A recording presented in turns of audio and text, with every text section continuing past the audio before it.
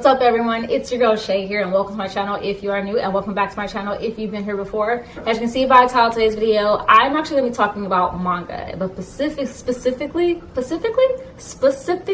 sorry, I cannot say that word. But anyway, I'm basically going to be talking about how my thought process is in me finding a manga that I want to read, or looking for manga that I want to read.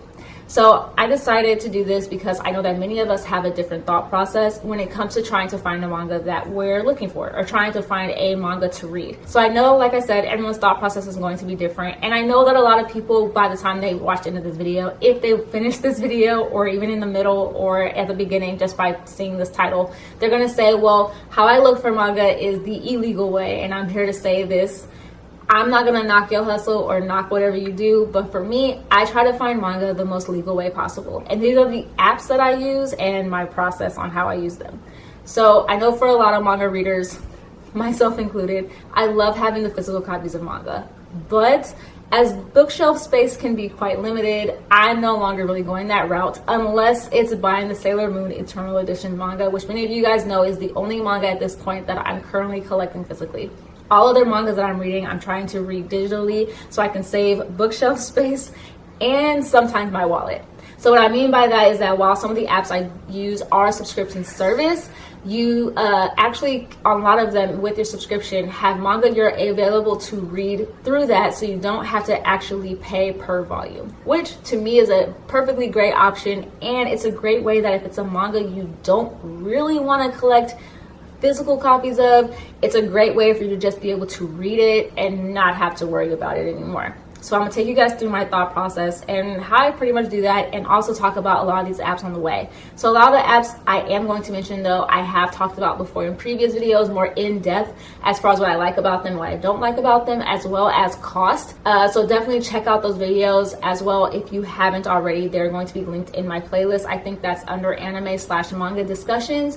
So definitely check those out if you want to know more about those apps.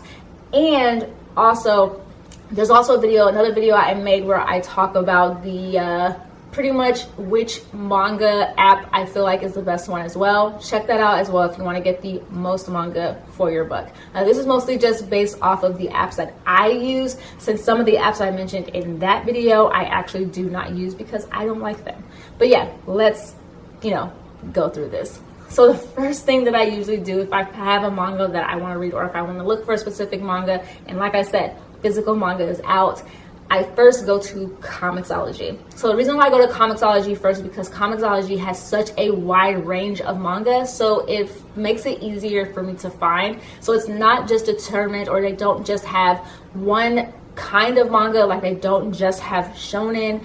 And also they don't just have one specific publisher, it's several different publishers that do manga as well. So it gives me just a larger range to look for. So generally, once I find a manga I'm looking for, or if there's a specific one I'm looking for, I usually use the search function to help me search for the manga that I'm looking for. So an example that I can give you guys is Suzuka. So Suzuka is a manga that I actually did read on Comixology, and once I search for it, as you can see, it pulls up the actual listing. And if it has that unlimited flag going across the top of the picture or the preview of it, that pretty much means that it is available with your subscription, so you don't have to pay any extra money. I think this is a great thing, so definitely recommend that if you're looking for manga to read on here, that you look for ones that have the unlimited flag. If it doesn't have it on there, that means that you can actually purchase per volume for this manga, and it's not available with a subscription. So once you click on Suzuka in this case, you're gonna actually see that it says something called borrow, which basically means you can borrow these manga titles or borrow this specific volume, and you can download it onto your iPad or your iPhone or wherever it is that you're reading it. It downloads onto there, and then you can read to your heart's content. Now, as you can see, sometimes, like with this manga, Suzuka specifically, you're not actually able to get all of the volumes. It only goes up to volume number 13, and beyond that, you actually have to buy them. Like I said, this is not a bad thing. So I actually did this with Suzuka. I actually read all the volumes under borrowed, and then when it went to where I had to get the physical copies, where I had to download or actually buy the copies of this manga, that is where I decided to purchase them. But there are some mangas on here that have all of them available, so you don't have to actually worry about buying the volumes at a certain point. At this point, for me, another example is that I'm currently reading Your Lie in April, and Your Lie in April had all the volumes available with the Comixology subscription. So that is my first place that I go. But what happens if there's a manga on there that none of the volumes are available with my subscription? I have to buy all the volumes. Well, that is where, depending on the publisher, I will then go to the Viz Media manga app. So if I find out that this manga is actually made by Viz, for example, My Hero Academia is available on Comixology, but you have to buy it per volume. But if you go to the Viz Media manga app, they have all the chapters on there available for free with your subscription. So in that case, I'm able to catch up with where the manga basically has left off. I can read to my heart's content, and I don't have to worry about buying per volume. So on the Viz Media manga app, how this pretty much works is like they have all their works that are available on there. If it says chapters, you can read that particular manga available with your subscription. And if it says volumes, then you have to buy each volume, separately. So it's not available with your subscription, and it's basically an extra cost, very similar to Comixology. So now I see some of you guys are probably also thinking, okay, well, if it says volumes, then what is your next step? If it says volumes, then my next step is going to iBooks. And the reason why I go with iBooks over buying it on Viz is just because of the fact that if something happens to my Viz Media manga app or things disappear, it's gone.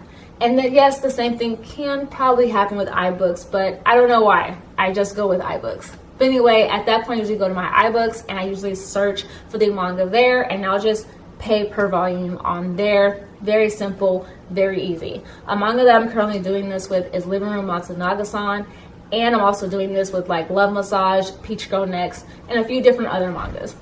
Now I know some people are saying, well, you're still spending a lot of money. Yes and no.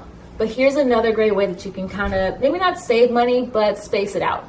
So for me, I only really buy a manga on iBooks that I'm currently reading if it's my payday. So I get paid every 2 weeks. On my payday, once I paid my bills, done all my responsibilities, I'll buy a couple of volumes of manga on there. While it goes slowly but surely, it is a great way that I'm not like just spending money on buying these volumes, which is also why I take these steps. If I can find these mangas available with my subscription on Comixology or on Viz Media's manga app, then I don't have to worry about spending my money through iBooks. And also another great tip is if there is something available on Comixology or on Viz and it's available with your subscription, just try it out, because it's a great way for if there's a manga on there on Comixology that only has the first volume available under Unlimited or only a couple volumes, read it, see how you like it, and that way if you don't like it, you haven't really spent your money on it. So yeah, that's pretty much my process on when it comes to digital manga, or when it comes to me finding the best manga for my buck. I hope you guys, took something away from this video. Some people, like I said, are going to say I just go the illegal route, which, like I said, I'm not going to knock what you do, but for me, this is just how I feel like personally that I'm helping out the community in some way, and that I'm not trying to go the illegal route. I like trying to get manga the most legal way possible, especially since now there are so many different avenues to go through in pursuing or getting a legal manga. Now, also, I want to say I'm not knocking anyone that buys physical manga, and to be completely honest with you, I'm jealous of y'all, because if I could, I would. But yeah, definitely check out some of these apps that I currently use, Comixology, and also, of course, the Viz Media manga app. Like I said, I had videos talking about these apps before. And yeah, that's kind of what I have for you guys. Let me know if you guys like this video. Let me know how you guys feel about it. Let me know if you guys want me to do one as far as my reading process when it comes to manga, because like I said, I feel like it's not weird. It's just, I don't know. It's just me.